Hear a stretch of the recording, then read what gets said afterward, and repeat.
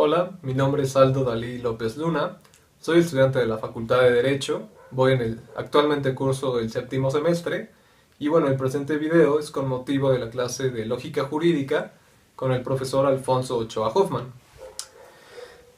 La dinámica del video consiste en explicar uno de los temas de derecho que bueno, que nosotros escogiéramos. Si bien es cierto que pues puede sonar a que es algo relativamente sencillo de escoger, es a veces complicado lograr delimitar el objeto de estudio para un determinado video.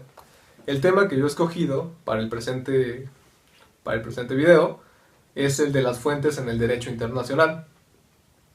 Primeramente daré lectura al artículo 38 de la Corte Internacional de Justicia, ya que este es uno de los referentes a nivel internacional en cuanto a fuentes del derecho. Si bien es cierto, no es un catálogo, por así decirlo, de fuentes del derecho, nos ilustra hasta cierto punto de cuáles son las fuentes o las normas que la Corte Internacional de Justicia debe utilizar para resolver conflictos entre estados. Artículo 38. La Corte, cuya función es decidir, conforme al derecho internacional, las controversias que le sean sometidas, deberá aplicar a. Las convenciones internacionales, sean generales o particulares, que establecen reglas expresamente reconocidas por los estados litigantes. B. La costumbre internacional, como prueba de una práctica generalmente aceptada como derecho. C. Los principios generales del derecho reconocidos por las naciones civilizadas. Inciso D. Las decisiones judiciales y las doctrinas de los publicistas de mayor competencia de las distintas naciones, como medio auxiliar para la determinación de las reglas de derecho, sin perjuicio de lo dispuesto en el artículo 59 del presente estatuto. Segunda fracción. La presente disposición no restringe la facultad de la Corte para decidir un litigio ex aequo et bono, si las partes así lo convinieren. Ahora bien, de la lectura de este artículo se deben desprender ciertas aclaraciones.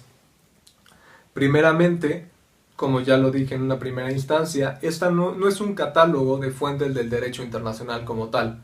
Si bien es cierto, al principio el artículo muy claramente nos expresa que estas son las normas o el conjunto de normas que debe aplicar la Corte para decidir un caso.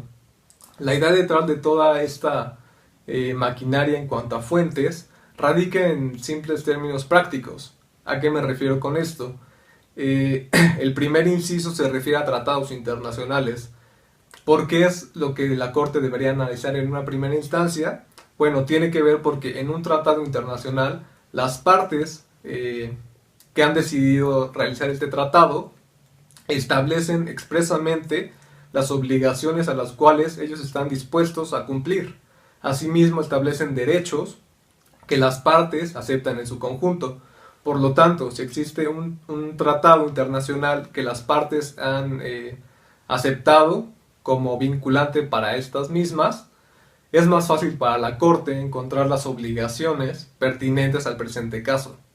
Esta forma de enunciar los artículos en el artículo 38 tiene que ver con un aspecto pragmático, es decir, que la Corte se ahorre tiempo y vaya directamente a las obligaciones que las partes han convenido para sí. Como un segundo punto que debo aclarar, tiene que ver con que los tres primeros incisos de la fracción primera de este artículo, es decir, tratados internacionales, costumbre internacional y principios generales del derecho, son conocidos a nivel internacional o entre las diferentes doctrinas como hard law. Esto se refiere a que expresamente estas tres fuentes del derecho expresan obligaciones directamente relacionadas para los estados, ya sea un tratado, ya sea la costumbre o ya sea el principio general del derecho. Yo me abocaré principalmente a estas tres fuentes, ya que para su análisis son un poco más sencillas. Y por último, me gustaría comentar que este artículo no es exhaustivo.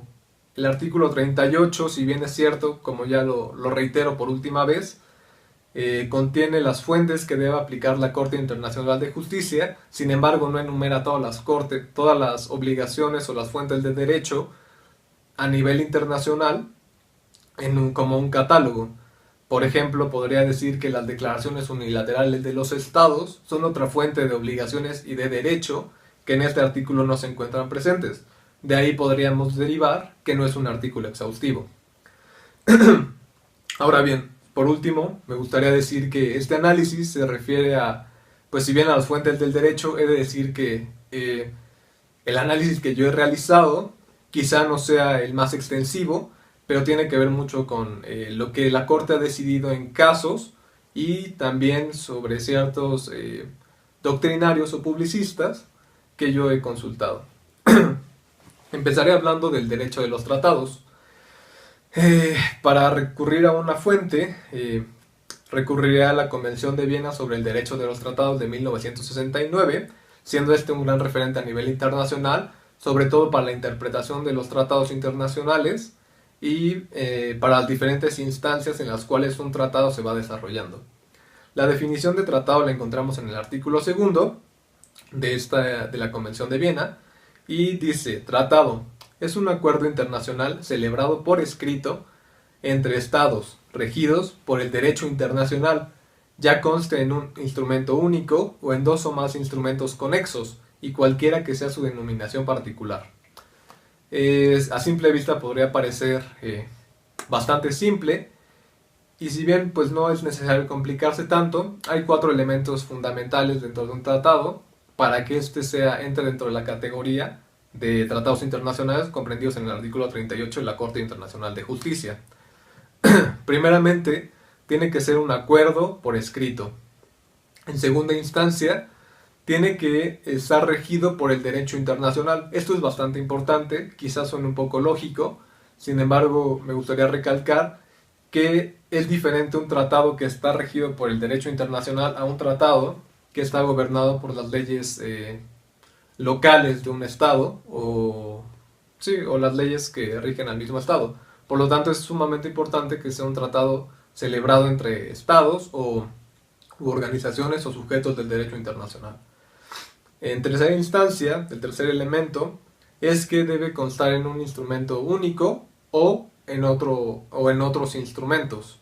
Por ejemplo, hay tratados que se extienden a pesar de que existe, no sé, la Convención de Viena sobre el Derecho de los Tratados y quizá pueda llegar a tener un protocolo.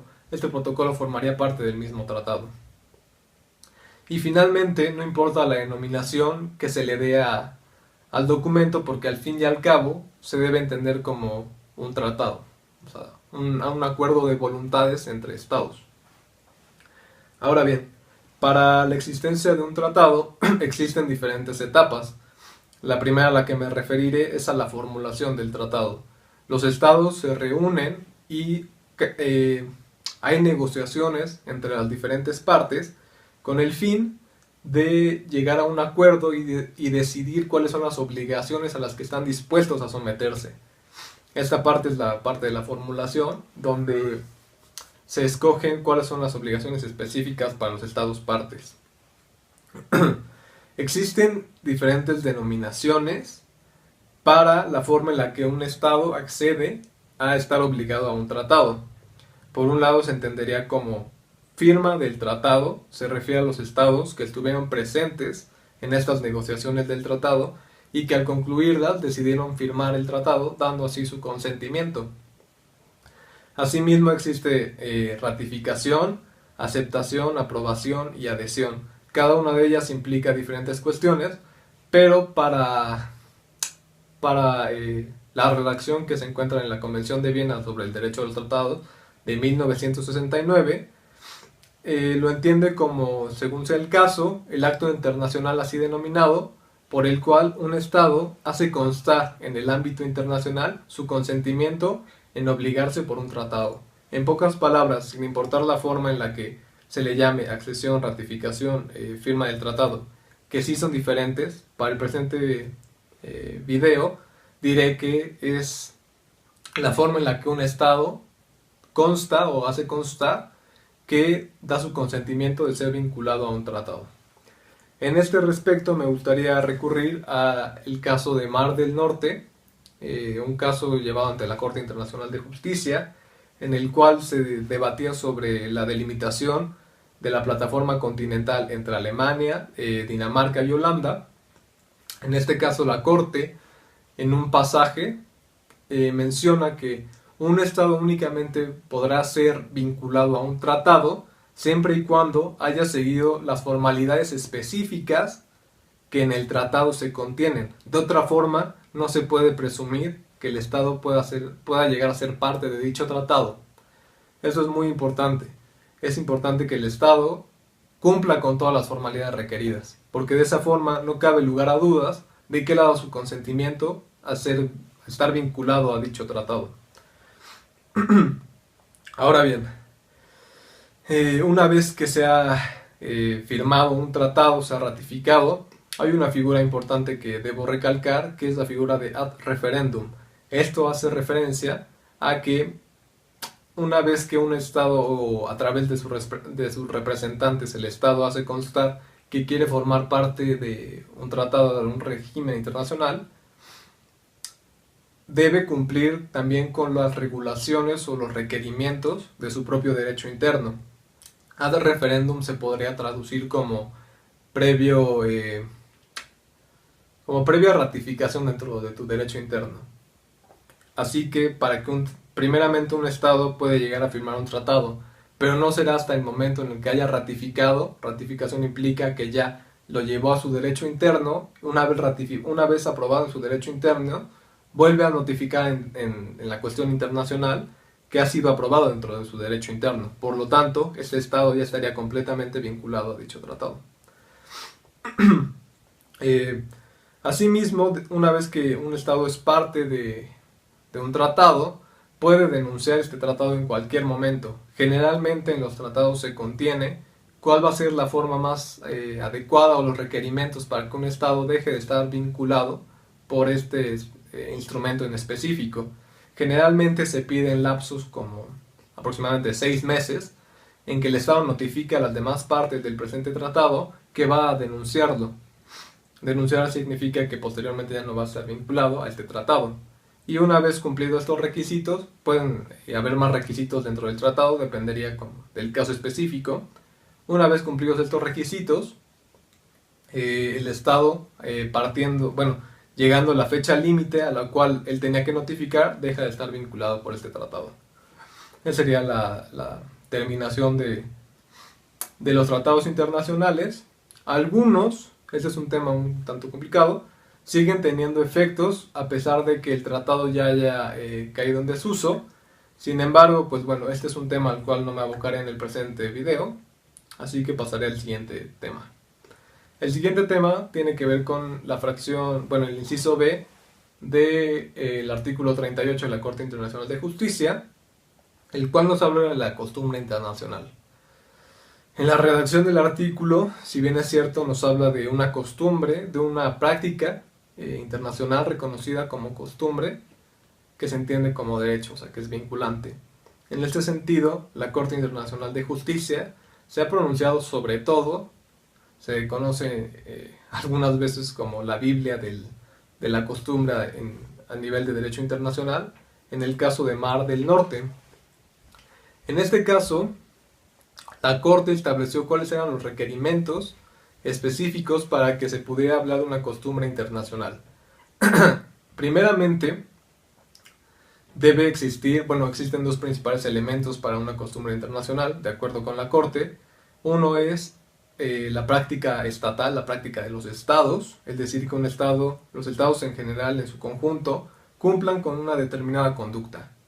Y el segundo elemento, que quizá es el más difícil de comprobar, es la opinio juris sive necessitatis, es decir, la creencia, el arraigo de que el Estado, al desempeñar esta conducta, está cumpliendo con una obligación internacional. Reitero, los dos elementos para una costumbre internacional son la práctica estatal y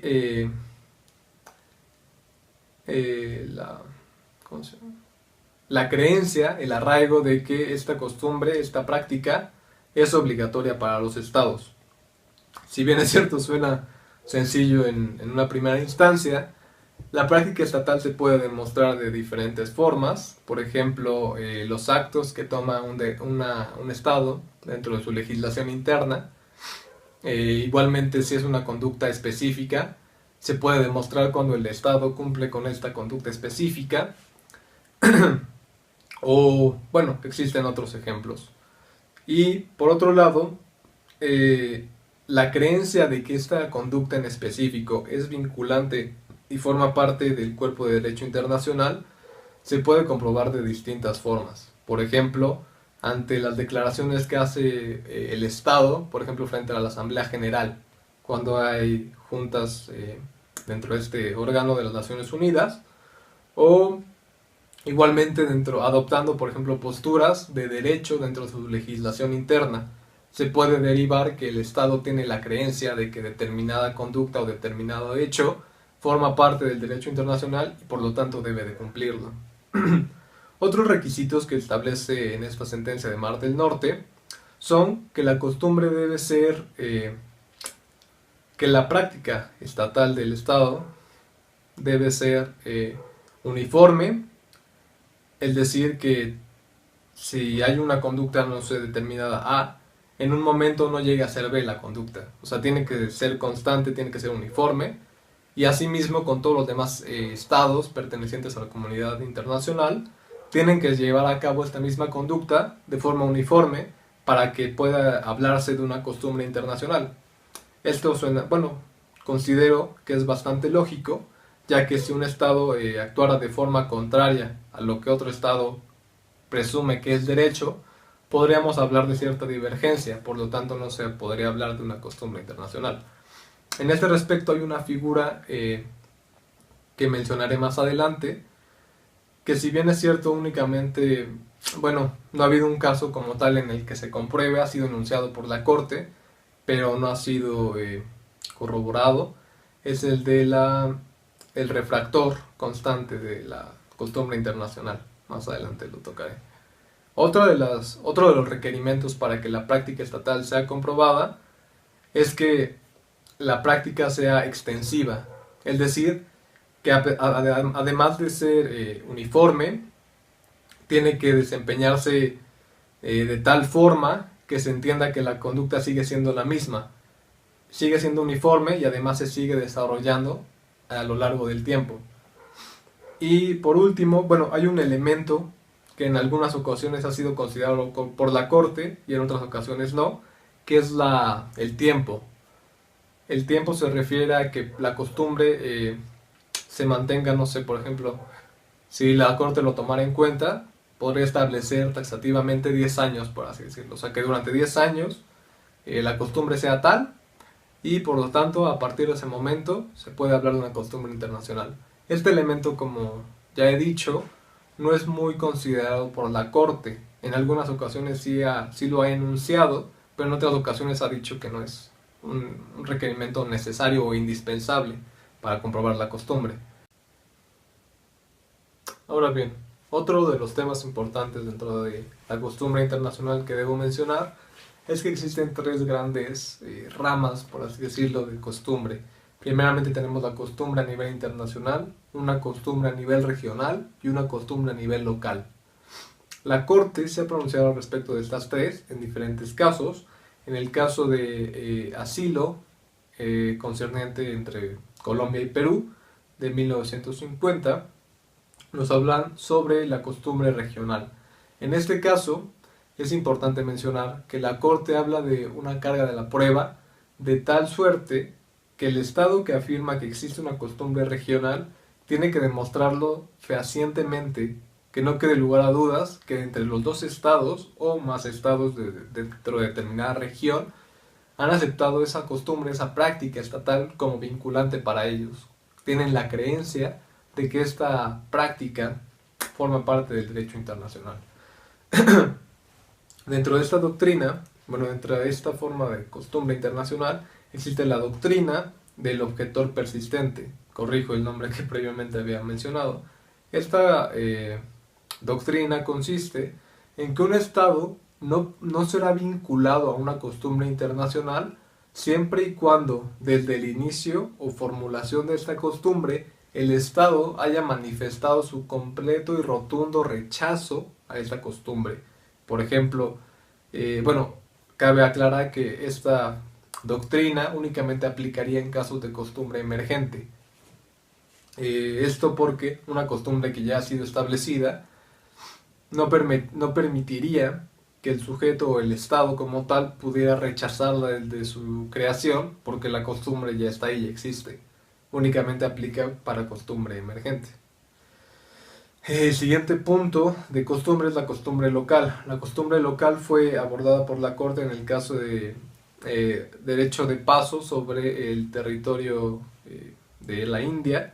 Fue un caso entre Portugal e India y bueno, en este se comprobó, al final la Corte decidió que la costumbre local existía. Costumbre local se refiere a que entre dos estados existe esta creencia y esta práctica de tal suerte que se conforma como una costumbre local y que ambos estados asumen como vinculante únicamente para estos dos estados.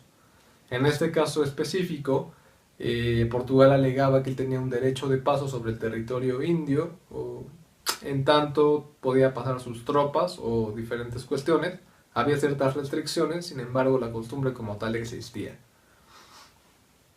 Volviendo un poco al caso de Mar del Norte, existen tres figuras principales para la costumbre, que son la codificación, la cristalización y la costumbre emergente, o la práctica subsecuente de los estados.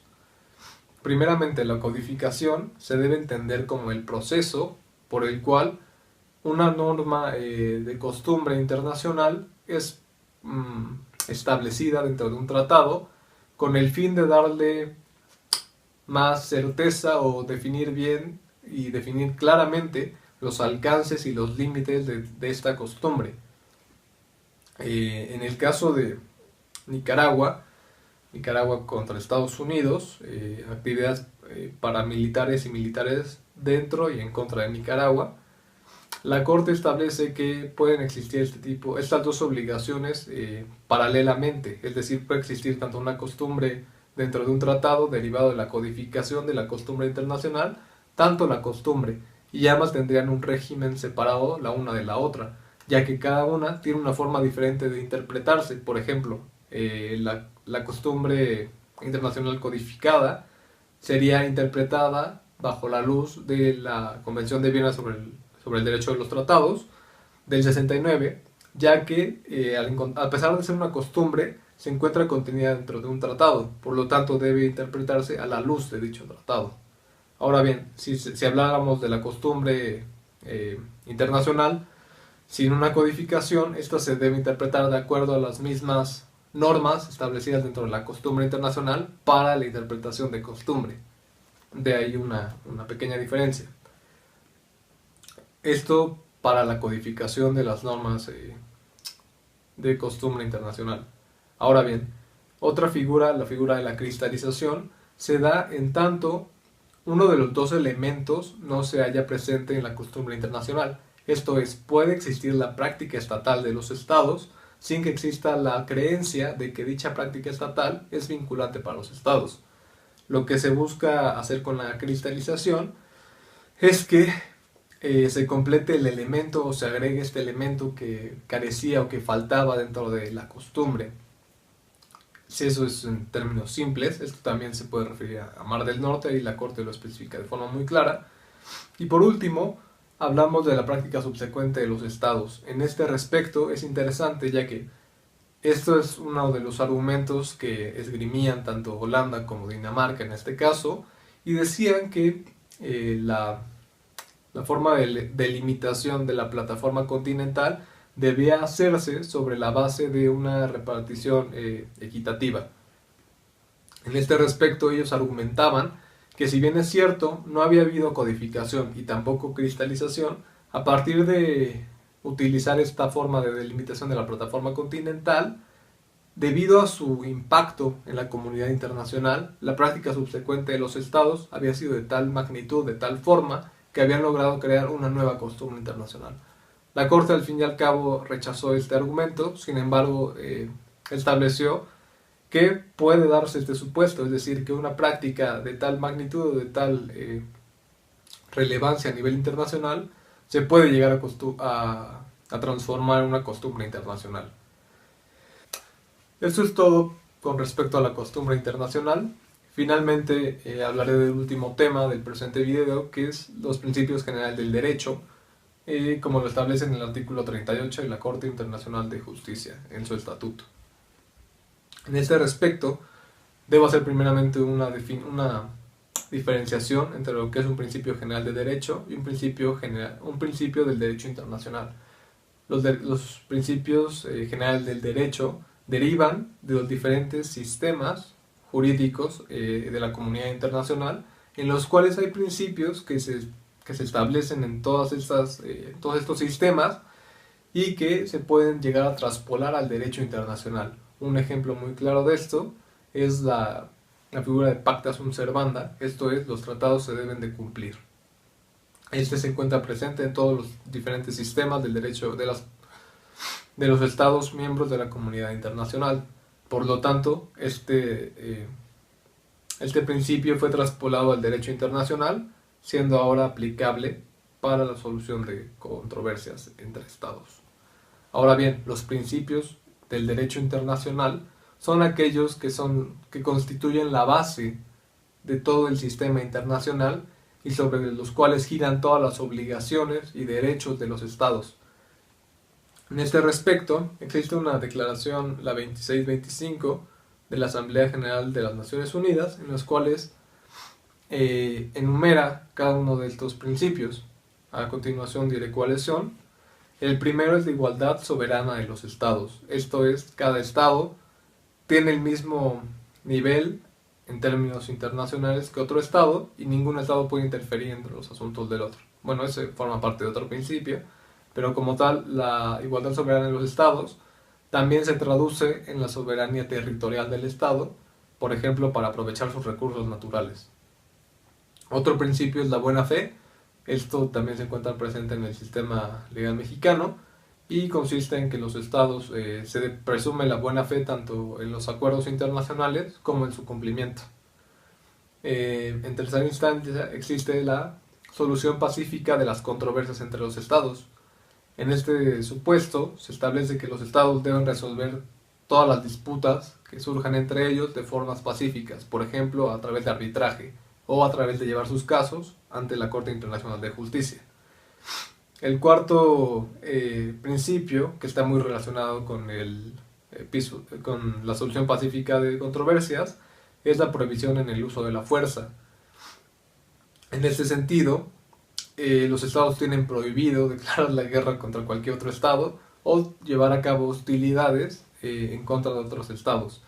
Únicamente existen dos excepciones para este principio, que sería la autodefensa de los estados y también las decisiones que tome el Consejo de Seguridad bajo el capítulo 7 de la Carta de las Naciones Unidas con el fin de mantener la seguridad internacional.